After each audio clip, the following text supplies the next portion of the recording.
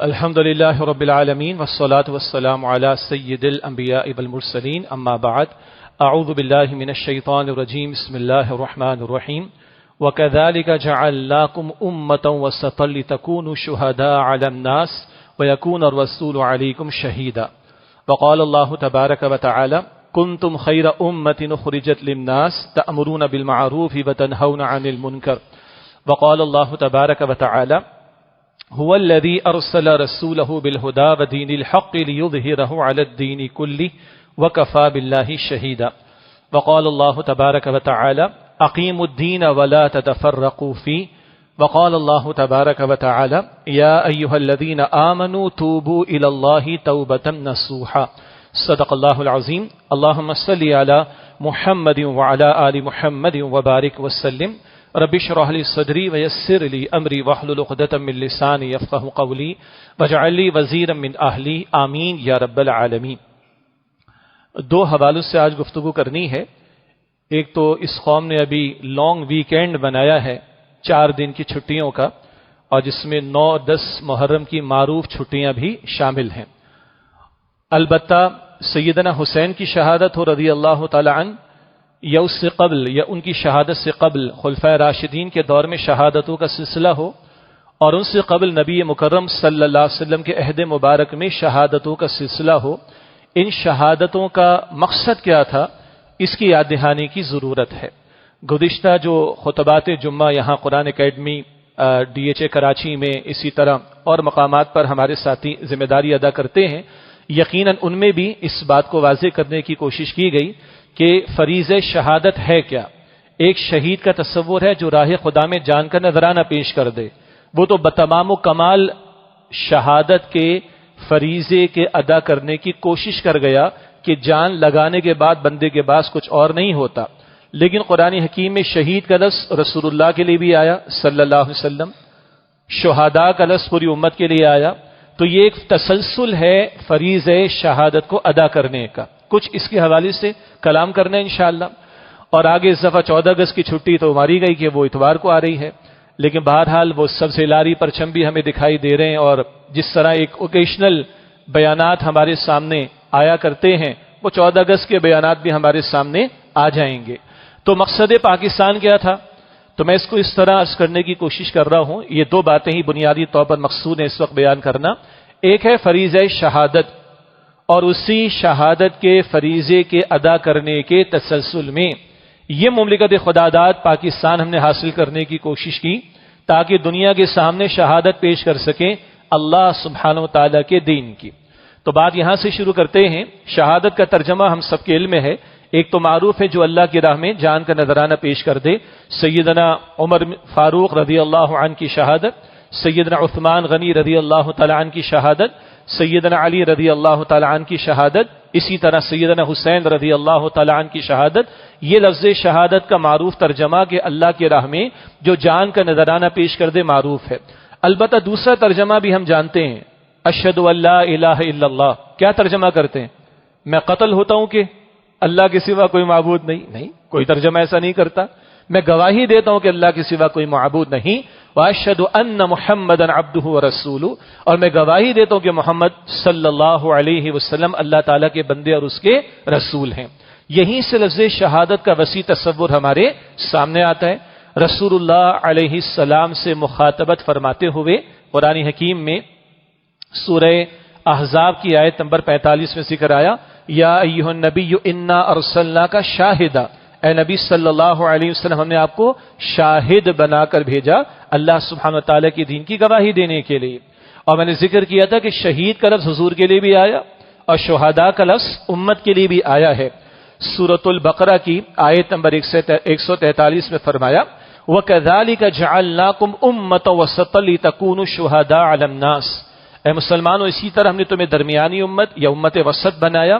وسط بہترین کے لیے بھی آتا ہے، معتدل کے لیے بھی آتا ہے، درمیان کے لیے بھی آتا ہے۔ بہرحال اے مسلمانوں اسی طرح ہم نے تمہیں امت وسط بنایا، لِتَكُونُوا شُهَدَاءَ عَلَى النَّاسِ، تاکہ تم لوگوں پر اللہ کے دین کے شہداء گواہ ہو جاؤ۔ وَيَكُونَ الرَّسُولُ عَلَيْكُمْ شَهِيدًا، اور رسول اللہ علیہ السلام تم پر شہید ہو جائیں۔ کیا مطلب؟ اللہ کے رسول تمہارے سامنے اللہ کے دین کی گواہی پیش کر دیں. کیوں؟ کل اللہ کے رسول سے بھی اللہ تعالیٰ پوچھیں گے. اللہ اکبر. سورہ الاعراف میں آتا ہے آیت نمبر 7 میں فَلَنَسْأَلَنَّ الَّذِينَ أُرْسِلَ إِلَيْهِمْ وَلَنَسْأَلَنَّ الْمُرْسَلِينَ.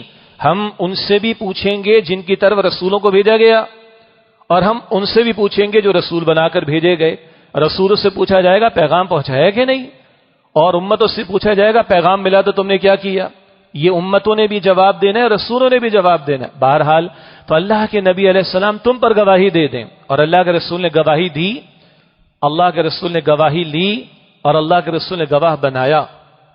اللہ کے رسول نے گواہی دی امت پر اللہ کے دین کی. حجۃ الوداع کا موقع، سوالات کا مجمع کم و بیش، صحابہ کرام رضی اللہ تعالی عنہم اجمعین. الا هل بلغت، اے میرے صحابہ کیا میں نے اللہ کا پیغام تم تک پہنچا دیا؟ سب یک زبان ہو کر عرض کرتے ہیں کہ اللہ کے نبی مکرم علیہ السلام آپ نے حق وصیت، حق نصیحت، حق امانت ادا فرما دیا.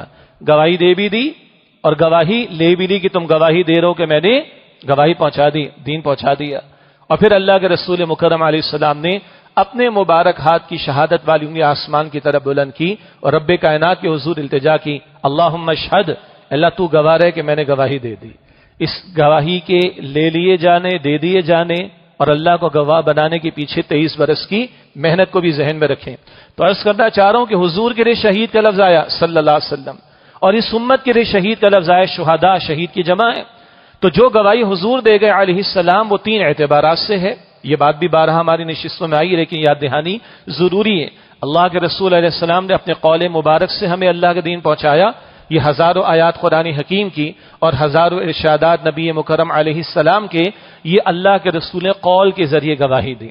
اللہ کے رسول علیہ السلام نے اپنے اجتماعی، اپنے انفرادی کردار کے ذریعے گواہی دی. اگر اللہ حکم دیتا ہے اقیم الصلاۃ، نماز قائم کرو، تو اللہ کے رسول نماز ادا کر کے دکھاتے اور فرماتے صلو کما رأیتمونی اصلی، نماز ایسے ادا کرو جیسے مجھے نماز ادا کرتے ہوئے دیکھتے ہو. اسی طرح اگر صاحب استطاعت لوگوں پر اللہ تعالیٰ نے حج کو فرض فرمایا ہے تو حضور فرماتے علیہ السلام خذوا عنی مناسککم، مجھ سے اپنے حج کے فرائض کو، اعمال کو سیکھ لو. تو اللہ کے نبی علیہ السلام نے کردار سے بھی گواہی دی، حقوق اللہ کے اعتبار سے، حقوق العباد کے اعتبار سے، معاملات کے اعتبار سے، اخلاقیات کے اعتبار سے. تو قول سے بھی گواہی دی، کردار سے بھی گواہی دی. اور اس سے آگے بڑھ کر اللہ کے رسول علیہ السلام نے 23 برس کی جد و جہد فرما کر اللہ کے دین کو بالفعل غالب فرما کر انسانیت کے سامنے پیش کر کے بھی گواہی دی ہے. اور یہ پیش کرنا حضور کا مشن تھا صلی اللہ علیہ وسلم. 3 مرتبہ یہ بات قرآن پاک میں حضور علیہ السلام کے مشن کے تعلق سے آئی. سورہ توبہ کی آیت نمبر 33 میں، سورہ فتح کی آیت نمبر 28 میں، سورہ صف کی آیت نمبر 9 میں ایک ہی الفاظ آئے، هو الذی ارسل رسولہ بالہدی ودین الحق لیظہرہ علی الدین کلہ. وہ اللہ جس نے اپنے رسول مکرم علیہ السلام کو الہدا، مکمل ہدایت نامہ، دی کمپلیٹ گائیڈنس قرآن حکیم دے کر بھیجا، ودین الحق، دین حق، دین اسلام، کمپلیٹ کوڈ آف لائف دے کر بھیجا. کس لیے؟ یہ قرآن چھاپ دیا جائے، پڑھا دیا جائے، محفل حسن قرات کا اہتمام ہو جائے، بڑی بڑی تفاسیر فقط شائع کر دی جائیں، 1 سال کے 8 سال کے کورسز کرا دیے جائیں. یہ سب مبارک ہے، ہم بھی کرتے ہیں الحمدللہ. لیکن صرف اس لیے قرآن نہیں آیا کہ چھاپ دو، پبلش کر دو، ایپس بنا دو، ویب سائٹ پہ ڈال دو، اپلوڈ کر دو، اور 1 سال کے 8 سال کے کورسز کرا دو، بڑی بڑی بھاری بھرکم تفاسیر شائع کر دو. یہ سب بھی ٹھیک ہے، یہ سب بھی ضروری، اس کی نفی نہیں معاذ اللہ، مگر یہ سب کافی نہیں. یہ قرآن اپنا نفاذ چاہتا ہے، ورنہ قرآن کی 3 فتوے ہیں. اللہ تعالیٰ قرآن پاک میں فرماتا ہے سورۃ المائدہ کی آیت نمبر 44 میں، 45 میں، 47 میں، من لم يحكم بما انزل الله فاولئک هم الكافرون، من لم يحكم بما انزل الله فاولئک هم الظالمون، من لم يحكم بما انزل الله فاولئک هم الفاسقون. جو لوگ اللہ کے نازل کردہ کلام کے مطابق فیصلے نہیں کرتے وہی تو کفر کر رہے ہیں، وہی تو ظلم یعنی شرک کر رہے ہیں، وہی تو فسق یعنی نافرمانی کر رہے ہیں. یہ باتیں کڑوی لگتی ہیں، ہمیں معلوم ہے، مگر جب قوم مردہ ہو رہی ہو اور غفلت کا شکار ہو رہی ہو تو جگانے کی ضرورت ہوتی. آج ہم میٹھی میٹھی باتیں بس جی محرم کی اس تاریخ کو بس گھر میں دسترخوان وسیع کر دیں، ایک ضعیف روایت کا ذکر کرتے ہیں ہمارے اہل علم، میں اس کی بھی نفی نہیں کر رہا. یعنی ضعف کے اوپر عمل پر تو توجہ ہے، مگر بڑے بڑے حرام کا جو ارتکاب ہو رہا ہے اس سے بچنے پر ترغیب نہیں دلائی جا رہی، اس کے خلاف اظہار نفرت نہیں کیا جا رہا، تو یہ اپنی جگہ ایک بہت بڑا سوالیہ نشان ہے۔ اور اللہ کی کتاب سے بیان کرنے کے لیے تھوڑی ہے، جیسے کہ میں عرض کر رہا تھا، یہ اپنا نفاذ چاہتی ہے۔ یہ 3 فتوے بقول استاد محترم ڈاکٹر اسرار صاحب رحمۃ اللہ علیہ کے، یہ 3 فتاوی اللہ کے قرآن کریم میں، اگر اس کے نازل کردہ کلام کے مطابق فیصلے نہیں ہو رہے تو یہ کفر ہے، یہ ظلم ہے، یہ فسق ہے۔ تو اللہ کے رسول کو قرآن کیوں دیا گیا؟ تعلیم بھی دیں، تلاوت بھی فرمائیں، تبیین بھی کریں، واضح بھی فرمائیں، تشریح بھی فرمائیں، اور نافذ بھی کریں اس کو، اور اس کے نفاذ کی جد و جہد کریں۔ دین حق کیوں دیا اللہ کے نبی علیہ السلام کو؟ اس سے تھوڑی کہ دنیا کی کتابیں، اسلامیات کی کتابیں چھاپ دی جائیں اور اس میں 1% دین بھی نہ پڑھایا جائے اسکولوں کے اندر، اور بس بچے پاس ہو رہے ہیں اور دین پورا ہو گیا۔ یہ دین فقط نماز روزے کا نام تو نہیں ہے نا، یہ ایمانیات بھی عطا کرتا ہے، عبادات بھی عطا کرتا ہے، ریچولز بھی بتاتا ہے، کسٹمز بھی بتاتا ہے، خوشی غمی کے لیے طریقے بھی بتاتا ہے۔ لیکن یہ دین گھر کی زندگی کے لیے، معیشت کے لیے، معاشرت کے لیے، سیاست کے لیے، عدالت کے لیے، ریاست کے لیے، اجتماعی معاملات زندگی کے لیے رہنمائی دیتا ہے اور اپنا مطالبہ کرتا ہے۔ ادخلوا فی السلم کافہ، سورہ البقرہ آیت نمبر 208، اسلام میں پورے کے پورے داخل ہو جاؤ۔ اور اللہ نے کہا دین پورا کر کے تمہیں دی ہے۔ جس حجۃ الوداع کے موقع پر اللہ کے رسول گواہی لے رہے ہیں، اسی حجۃ الوداع کے موقع پر آیت آئی تھی نا المائدہ کے شروع میں، الیوم اکملت لکم دینکم، آج کے دن میں نے تمہارے لیے تمہارے دین کو مکمل فرما دیا۔ تو جو دین مکمل فرمایا وہ دین تقاضا کرتا ہے ادخلوا فی السلم کافہ، اسلام میں پورے کے پورے داخل ہو جاؤ۔ اس پورے کے پورے اسلام پر عمل ہو اور بالفعل اللہ کے عطا کردہ نظام دین حق، دین اسلام نافذ ہو، یہ 23 برس کا مشن ہے محمد مصطفیٰ علیہ السلام کا۔ اور اس 23 برس کی جد و جہد میں 13 برس مکہ مکرمہ کے صبر ہی صبر کے نظر تو آتے ہیں، مگر وہاں سیدنا بلال، سیدنا خباب، سیدہ سمیہ رضی اللہ تعالیٰ عنہ ان کی تو شہادت کا معاملہ، سیدنا یاسر رضی اللہ تعالیٰ ان کی شہادت کا معاملہ، یہ بھی ذہن میں رکھیں۔ اور اسی 13 برس کے دوران میں مبارک ترین خون محمد مصطفیٰ علیہ السلام کا جو طائف کی گلیوں میں بہتا ہوا دکھائی دیتا ہے۔ اس 23 برس کی جد و جہد میں بدر بھی سجتا ہے، احد کا میدان بھی دکھائی دیتا ہے، جہاں 70 صحابہ نے جام شہادت نوش کیا، جہاں سید الشہداء امیر حمزہ قرار پائے رضی اللہ تعالی عنہ، جن کی لاش کا مثلا یعنی بے حرمتی کی گئی تھی معاذ اللہ، اور اللہ کے رسول روئیں اپنے چچا کی لاشیں کو دیکھ کر، اور اللہ کے رسول کا اپنا خون احد کے میدان میں بہا ہے۔ سیدنا حسین کی شہادت تک آئیں تو محمد مصطفیٰ جو ان کے نانا جان، ان کے مشن کو تو سامنے رکھیں۔ جہاں طائف میں اور احد میں حضور کا خون بہا، وہاں 70 جانوں کے نذرانے احد کے میدان میں ہیں، اور 259 جانوں کے نذرانے شہادتیں یہ حضور کے دور میں ہیں۔ تب قرآن کہتا ہے جال حق و زحق الباطل ان الباطل کان زہوقا، حق آگے اور باطل مٹ گیا، بے شک باطل ہے ہی مٹنے کے لیے۔ یہ 23 برس کا مشن محمد مصطفیٰ علیہ السلام کا، اور یہ فریضہ شہادت صرف قول کے ذریعے حضور نے ادا نہیں کیا صلی اللہ علیہ وسلم، صرف اپنے انفرادی کردار اور چند انفرادی اعمال کو انجام دے کر انجام نہیں دیا یہ فریضہ، بلکہ اس اجتماعی جد و جہد کو برپا فرما کر دین حق کو غالب کر کے دنیا کے سامنے پریزنٹ کیا ہے۔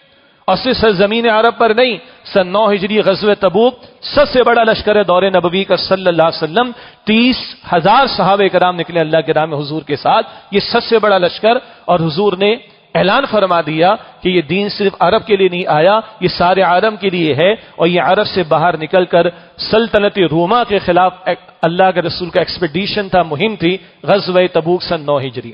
یہ حضور کا دور ہے صلی اللہ علیہ وسلم، جہاں یہ شہادتیں دین کو غالب کرنے کے اعتبار سے تھیں۔ البتہ فریضہ شہادت کے اندر جان تک کا نذرانہ پیش کرنا وہ آخری بات ہے، لیس دین دیٹ اپنے مال کو لگانا، اپنے وقت کو لگانا، اپنی صلاحیت کو لگانا، اپنے اوقات کو لگانا، اپنی اولاد کو لگانا، اپنے وسائل کو لگانا، یہ سب کا لگانا امت سے مطالبہ ہے۔ اس کام کے لیے امت کو کھڑا کیا گیا ہے۔ محض گھر بنا لینا، بنگلے بنا لینا، کاروبار چمکا لینا، پلازا بنا لینا، صرف اس کام کے لیے پیدا نہیں کیا امت کو، یہ ضرورت ہے ہماری، لیکن ضرورت نہیں، مقصد اوپر رہے گا۔ مقصد کیا ہے؟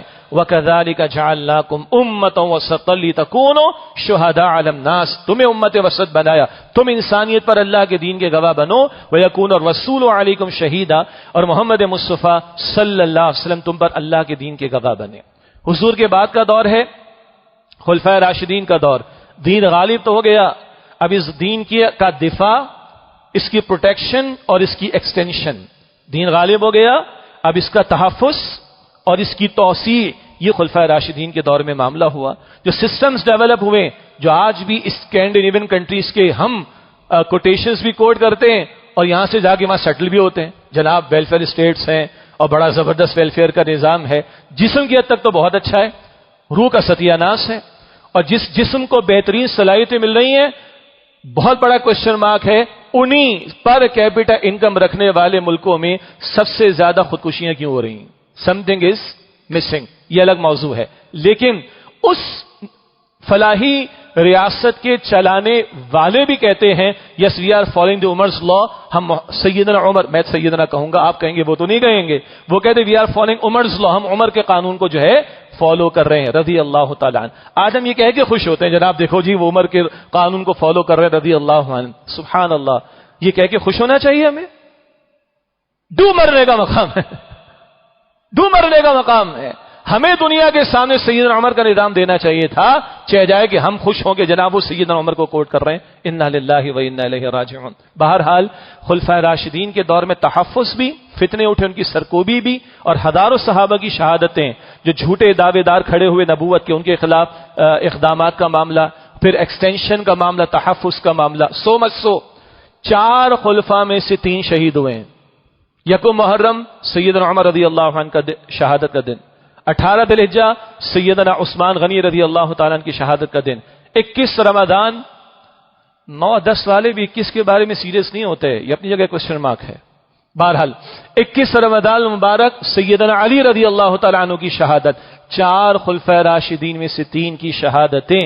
تو کوئی دن نہیں بچے گا کہ جب آپ کو مجھے 360 دنوں میں شہادت کا تصور نہ ملے، شہادتوں کے نذرانے پیش نہ ہوتے ہوئے دکھائی نہ دیں.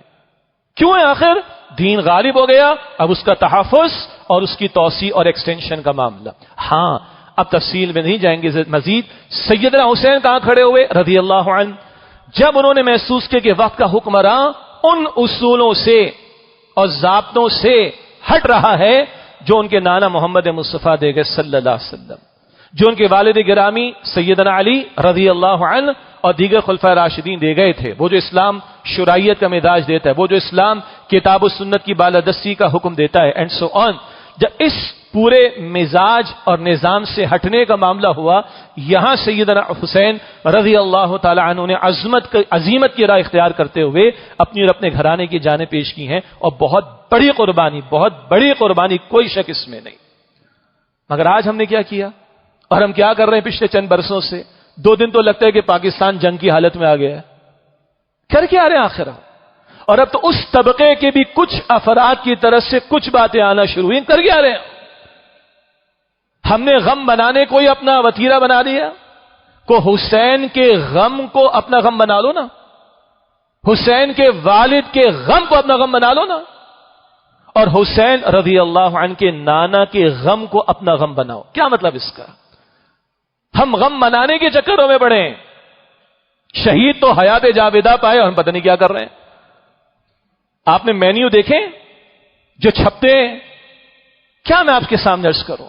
اور باقی دوسرا طبقہ وہ اس کو لانگ ویکینڈ مل گیا، مری کے اندر اور آپ کے ہمارے بالائی علاقوں کے اندر پابندی لگا دی، مزید لوگوں کو وہاں کی انتظامیہ اندر انٹری کی اجازت نہیں دے رہی تھی. لانگ ویکینڈ مل گیا نا، سیٹرڈے سنڈے منڈے ٹیوزڈے، چلو جی چلتے پلان کرتے لمبا ویکینڈ. انا للہ و انا الیہ راجعون. اللہ کا رسول خون پیش کر رہا ہے طائف کی گلیوں میں، اللہ کے رسول احد کے میدان میں خود پیش کر رہا ہے، اللہ کے رسول اپنے چچا کے لاشیں اٹھا رہے ہیں، اللہ کے رسول کے صحابہ جانوں کے نذرانے پیش کر رہے ہیں، 3 خلفاء راشدین میں سے شہید ہو رہے ہیں. اور ہم ان دنوں کے اندر کیا کر رہے ہیں؟ انا للہ و انا الیہ راجعون. یہ تو گفتگو کا ایک حصہ تھا. یہ فریضہ شہادت ہے کیا؟ اور آج میرے اور آپ کے کاندھوں پر یہ ذمہ داری امتی ہونے کے ناطے خود اللہ کی بندگی کرنا، بندگی کی دعوت دوسروں کو دینا، اور بندگی والا نظام دنیا کے سامنے پیش کرنا. 75 برس پہلے ہمارے آبا و اجداد نے قربانیاں دے کر، اور اس سے قبل بھی کئی عرصہ قربانیاں دے کر اللہ سے خطہ مانگا تھا، اللہ پاکستان دے دے. کس لیے مانگا تھا سب کو پتا ہے. باقی جو سیکولر لبرلز ہیں ان سے یہاں بحث کرنے کی ضرورت نہیں ہے. باقی اقبال کو بھی کوٹ کیا جا سکتا ہے، اور قائد اعظم کو جو مس کوٹ کیا جاتا ہے 11 اگست کی ایک تقریر کے 2 جملوں کے نام پر، تو 115 تقریریں قائد اعظم کی وہ بھی پیش کی جا سکتی ہیں. مگر یہاں اس قسم کی ڈیبیٹ کی ضرورت نہیں ہے، بلکہ مجھے تو لطف بھی آتا اور ہنسی بھی آتی ہے جو ٹی وی پہ آ کے سیکولر مائنڈیڈ لوگ کہتے تھے Pakistan should be a secular state اور قائد اعظم سیکولر اسٹیٹ دینا چاہتے تھے، اس ڈیبیٹ کرنے اور تبصرہ کرنے والے کا پوتا اسکول سے جب واپس آتا ہے تو پتہ ہے کیا پڑھ کر آتا ہے؟ وہ پڑھ کر آتا ہے پاکستان کا مطلب کیا؟ لا الہ الا اللہ، سبحان اللہ۔ تو پوتا ہی جواب دے دے گا، میرے کو جواب دینے کی ضرورت نہیں ہے۔ لیکن یہ تو بات کلیئر ہے نا، ہم نے ملک پیسوں کے لیے لیا تھا، کاروبار کے لیے لیا تھا، کاروبار تو انڈیا میں بھی ہو رہا ہے، ٹیکنالوجی کے لیے لیا تھا، خوب ٹیکنالوجی انڈیا کے اندر ہے، اور معذرت کے ساتھ شوبز کے لیے لیا تھا، فلمیں ڈرامے ناچ گانوں کی جو ہم کر رہے ہیں آج، تو بھارت میں کمی ہے؟ فلم انڈسٹری، کاسمیٹکس کی انڈسٹری، اور اگلی بات کہتے ہو تو حجاب آئے گا یہاں پر مسجد میں بیٹھے ہوئے، بات کیا کریں اس کے اوپر؟ کیا کچھ نہیں ہے وہاں پر؟ نہیں، ہم نے لیا تھا، اللہ خطہ دے دے۔ اور اقبال کلیئر تھے، اقبال کلیئر تھے اس بارے میں، اقبال نے قائد اعظم کو خطوط لکھ کر بھجوایا ہے، اور اقبال کا خط اس میں ریکارڈ پر موجود ہے۔ اقبال کہتا ہے میں نے دنیا کے مسائل پر جہاں تک غور و فکر کیا، ساری دنیا کے مسائل کا حل اسلامی شریعت کے سوا کہیں نہیں مل سکتا، لیکن ہم کیسے امپلیمنٹ کریں گے اسلامی شریعت کو جب تک کہ ہمارے پاس اپنا ایک خطہ زمین نہ ہو؟ قائد اعظم واز کلیئر، ظاہری حلیے پر نہ جائیں، لیکن واز ویری کلیئر کہ یہ پاکستان ایک تجربہ گاہ ہے، یہاں اسلام کو نافذ کر کے دنیا کے سامنے ہم نے پریزنٹ کرنا ہے۔ پاکستان منزل نہیں تھی، اللہ کا دین منزل ہے، اور اللہ کا دین سے پاکستان کے لیے نہیں، پوری دنیا کے لیے۔ محمد مصطفیٰ علیہ السلام کی رسالت کسی خاص خطے کے لیے نہیں، وہ یونیورسل ہے، گلوبل ہے۔ تو اس پاکستان کو دنیا کے سامنے پریزنٹ کرنا تھا ہم نے، and he was very clear. جب ان کے ذاتی ڈاکٹر ریاض علی شاہ صاحب فرماتے، ریکارڈ پر ان کے الفاظ موجود ہیں کہ قائد اعظم کہتے ہیں کہ میرا یہ ایمان ہے کہ یہ پاکستان اللہ کے رسول کا روحانی فیضان ہے صلی اللہ علیہ وسلم، اور اطمینان ہے کہ اللہ نے خطہ عطا کر دیا، لیکن اب ہمارا فرض ہے کہ خلافت راشدہ کو سامنے رکھے رہنمائی لیں، اور عہد حاضر کی اسلامی پہلے لفظ ہے، سیکولر نہیں، عہد حاضر کی اسلامی فلاحی ریاست کو دنیا کے سامنے پریزنٹ کریں۔ اب تو اگر 75 برس ملک کو ہو گئے تو آج کوئی 90 برس والا ہوگا تو اس کو تو تھوڑے بہت کچھ واقعات یاد ہوں گے، وہ تو نسل چلی گئی یہاں سے۔ ہاں، ہم میں سے اکثر مستفید ان لوگوں کی نسل میں سے ہیں جو کیا کچھ قربانیاں دے کر یہاں پر آئے تھے، اور خاص طور پر یہ کراچی والے۔ یہ قرآن اکیڈمی DHA میں تو پچھلے چند دنوں سے میں نے جمعے کا خطاب شروع کیا، کراچی میں شادمان ٹاؤن کے علاقے میں 17 سال ذمہ داری رہی الحمدللہ جمعے کی، وہاں تو ہر وقت یہ ہم نے بات کہی، سامنے جو بیٹھے جی ہم کون ہیں؟ مہاجر ہیں، اور مہاجروں کے نام پر کیا ہمارے ساتھ ڈرامہ ہوا سب کو پتا ہے نا۔ تو کاہے کے مہاجر ہیں ہمارے باپ دادا ہجرت کاہے کو کر کے آئے تھے؟ پیسہ بنانے کے لیے، پیسہ تو تھا وہاں پر کچھ لوگوں کے پاس، کاروبار کرنے کے لیے وہ تو چھوڑ کر آئے اپنے کاروبار کو، صرف مکانات بنانے کے لیے تو مکانات تو چھوڑ کر آئے وہاں سے، کاہے کو آئے تھے؟ اللہ ایک خطہ زمین دے دے جہاں تیرے دین کو نافذ کریں گے۔ باقی اس کے دلائل بہت ہیں، اور استاد محترم بانی تنظیم اسلامی ڈاکٹر اسرار صاحب رحمۃ اللہ علیہ کے خطابات بھی ہیں، کتابچے بھی ہیں، بار بار اس کو ہم نے عام کیا، وہ سب ریفر کیا جا سکتا ہے، استحکام پاکستان، اس کو بھی آپ دیکھ لیں۔ لیکن کلیئرٹی رہے، اس فریضہ شہادت کو ادا کرنا ہے پوری امت نے، اور امت کے 57 ملکوں میں سے یہ واحد ہے جو اس نام پر قائم ہوا تھا۔ ہمارا معاملہ جیسے کہا نا، اپنی امت پر قیاس اقوام مغرب سے نہ کر، خاص ہے ترکیب میں قوم رسول ہاشمی صلی اللہ علیہ وسلم۔ جیسے یہ امت ڈیفرنٹ ہے بقیہ انسانیت کے مقابلے میں، اسی طرح یہ خطہ زمین بقیہ مسلم ممالک کے مقابلے میں ڈیفرنٹ ہے۔ لوگ کہتے ہیں پاکستان والے کو زیادہ جذباتی ہو جاتے، ہونا چاہیے، ہم نہ تو اور کون ہوگا؟ کون بات کرے گا ختم نبوت کے تحفظ کے لیے؟ کون بات کرے گا ناموس رسالت کے تحفظ کے لیے؟ کون بات کرے گا اللہ کی شریعت کے نفاذ کے لیے؟ کون بات کرے گا سود کے خاتمے کے لیے؟ کون بات کرے گا بے حیائی کے خاتمے کے لیے؟ کیا یہ گفتگو دبئی میں کر کے بیٹھ کر کرنا ممکن ہے؟ سعودی عرب میں بیٹھ کر کرنا آج ممکن ہے؟ قطعاً نہیں، اور اس سے شکوہ بھی نہیں، نہ ملیشیا والوں سے نہ انڈونیشیا والوں سے، انہیں دعوی ہی نہیں کیا۔ شکوہ تو اپنے آپ سے ہم نے کہا تھا اسلام کے نام پر چاہیے، ہم نے لکھ دیا اپنے آئین کے اندر، اور منافقت بھی ہم نے کر رکھی ہے، مگر ہم نے لکھا sovereignty belongs to اللہ سبحانہ وتعالی، حاکمیت اس ملک میں اللہ کے لیے۔ اور یہ قرآن کے الفاظ کی ترجمانی ہے، 3 مرتبہ قرآن فرماتا ہے، سورہ یوسف کی آیت نمبر 40 میں بھی ہے، ان الحکم الا للہ، حکم کا اختیار اللہ کے لیے، بالکل صحیح بات لکھ دیا ہم نے قرارداد مقاصد آبجیکٹو ریزولوشن میں۔ ہم نے کہا کہ no legislation would be made repugnant to Quran and Sunnah, Quran و سنت کے خلاف کوئی قانون سازی نہیں ہوگی. بالکل صحیح بات ہے. قرآن حکیم کی آیت کی ترجمانی سورہ حجرات آیت نمبر 1 ہے. لا تقدموا بین یدی اللہ ورسولہ، اپنے معاملات کو اللہ تعالیٰ اور اس کے رسول علیہ السلام سے آگے نہ بڑھاؤ. ہم نے طے کیا. خوش قسمتی سے اللہ تعالیٰ نے یہ بھی طے کروا دیا. اس کے بعد سوال ہے کس کا اسلام آئے گا پاکستان میں؟ دیوبندی کا، بریلوی کا، اہل حدیث کا، شیعہ کا، سنی کا. تو اللہ تعالیٰ نے وہ بھی طے کروا دی. 1951 میں چوٹی کے 31 علماء جن کو ہیڈ کیا سید سلیمان ندوی رحمت اللہ علیہ نے، اور 22 نکات 22 پوائنٹس پر انہیں اگریمنٹ کیا. اس کے مطابق اگر آپ اجتماعی معاملات طے کرتے ہیں کوئی مسئلہ نہیں. باقی جس نے ہاتھ اوپر باندھنا ہے نماز میں اوپر باندھے، ناف سے نیچے باندھنا ہے نماز میں نیچے باندھے، جس نے ہاتھ چھوڑ کر نماز ادا کرنی ہے کر لے، پرسنل میٹر ہے. اجتماعی معاملات میں یہ اگری پوائنٹ ہے، ہمارے 22 نکات ہیں. ان کے مطابق اگر کوئی نظام آپ مرتب کرتے تمام علماء نے سائن کر کے دیدیے، میں کوئی اختلاف نہیں. یہ خوشائن باتیں ہیں. مگر اس کے بعد کیا ہے؟ پیش قدمی تو ہوئی نہیں، بلکہ بیک فٹ پر ہم گئے اور ہم نے کلمے کی بنیاد کو کمزور کیا، لسانیت کی بنیاد کو اوپر لے کر آئے. 1971 میں 2 حصے ہو گئے، ایک بنگلہ دیش ہو گیا، پاکستان رہ گیا. اور ابھی وقفے وقفے سے کبھی اٹھتا ہے نا ذرا لسانیت کا معاملہ، دیکھیں کیسی مار دھاڑ ہوتی. پتہ یہ چلا کہ اگر اپنی اصل کی طرف نہیں جائیں گے تو ملک ہی نہیں بچے گا، تو باتیں کس پہ کریں گے آپ؟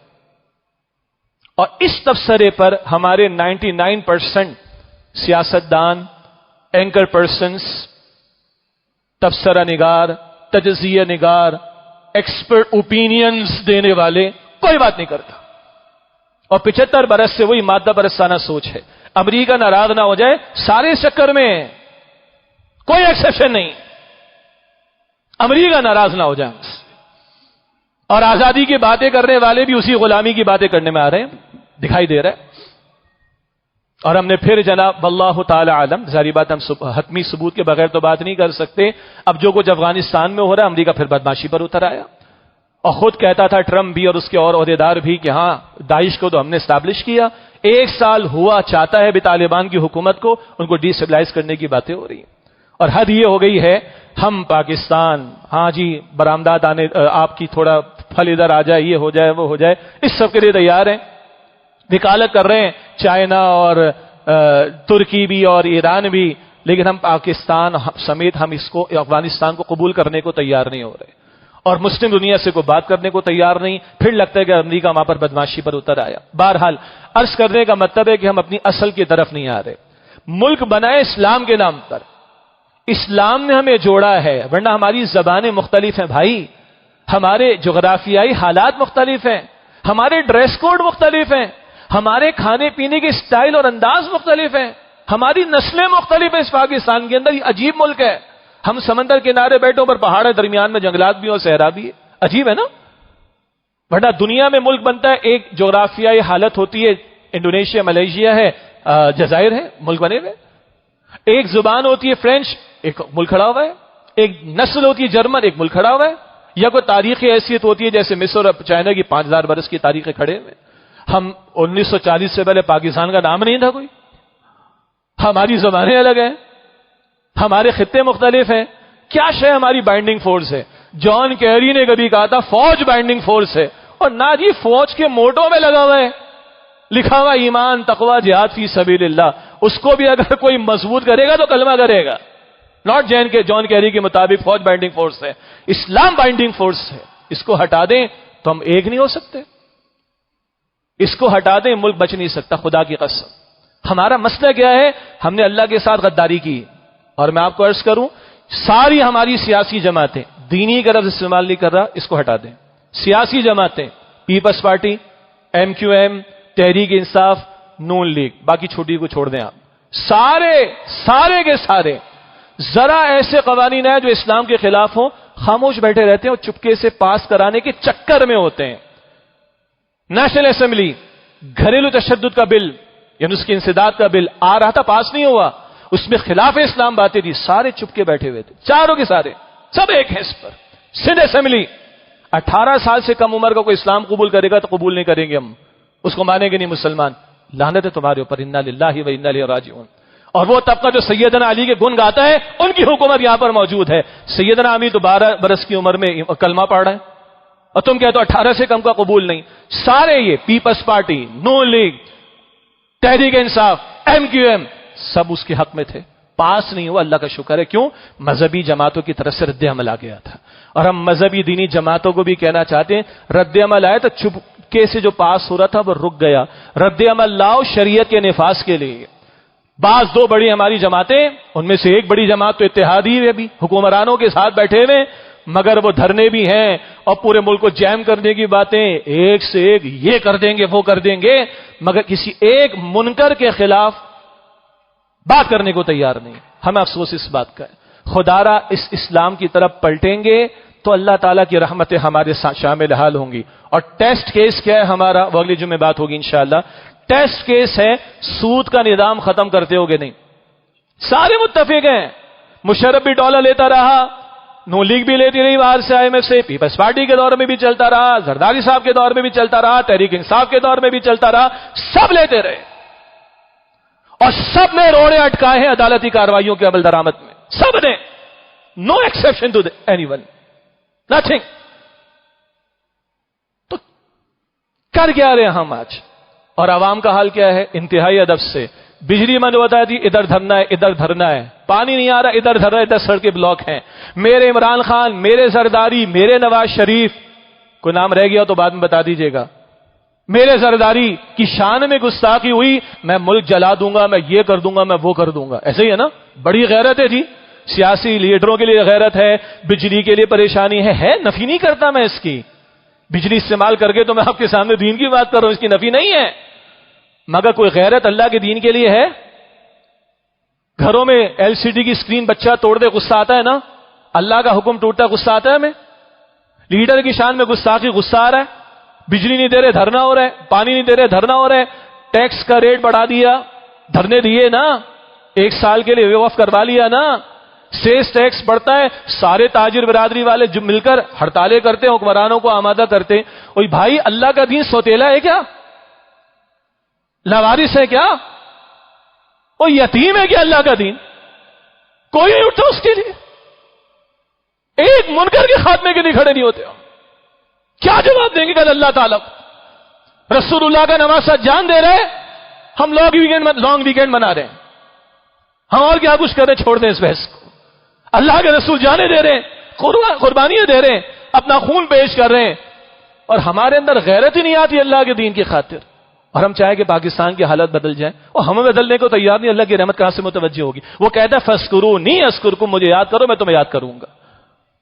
وہ کہتا ہے اِن تَنصُرُوا اللَّهَ يَنصُرْكُمْ، تم اللہ کی نصرت کرو گے، تم اللہ کی مدد کرو گے تو اللہ سبحانہ وتعالی تمہاری مدد فرمائے گا. میں نے آیت تلاوت کی تھی، یا ایھا الذین آمنوا توبوا الی اللہ توبۃ نصوحا، ایمان والو توبہ کرو اللہ کے حضور سچی پکی توبہ. یہ سب کو توبہ کرنی، مجھے بھی کرنی، میں بھی گنہگار ہوں، ہم سب گنہگار ہیں. مگر مسئلہ اجتماعی 22-23 کروڑ کا، اور 22-23 کروڑ کا مسئلہ حل نہیں ہو رہا. امریکہ کو مان کر بھی حل نہیں ہوا، ماضی میں رشیا کو مان کر بھی حل نہیں ہوا، اور سب کچھ کر کے دیکھ لیا نل نہیں ہو رہا نا. آ جاؤ اس کی طرف پھر. نہ کہیں جہاں میں اما ملی، جو اما ملی تو کہاں ملی، میرے جرم خانہ خراب کو تیرے عفو بندہ نواز میں. اس سے اللہ کی طرف پلٹنے کو تیاری نہیں ہو رہے، ہم سیریس ہی نہیں ہو رہے. ہم نہیں حل ہوں گے مسئلے، خدا کی قسم یہ اور بگڑیں گے اور بربادی آئے گی. رسول اللہ کے ساتھ اور اس کے رسول کے ساتھ جنگ جاری رکھنے کے لیے تیار بیٹھا اسٹیٹ بینک آف پاکستان، 8 نجی بینک تیار بیٹھے ہوئے ہیں. ساری سیاسی جماعتیں، کوئی ہل جل ان میں نہیں، اور دینی سیاسی جماعتوں میں 1-2 کے ایکسیپشن کے سوا کوئی ہل جل نہیں ہے اس کے اندر. کہاں سے آئے گی اللہ تعالیٰ کی رحمت؟ تو اگر پاکستان 14 اگست منا لیجئے، بھائی چھٹی تو ہے اتوار کی، ویسی منا لیجئے.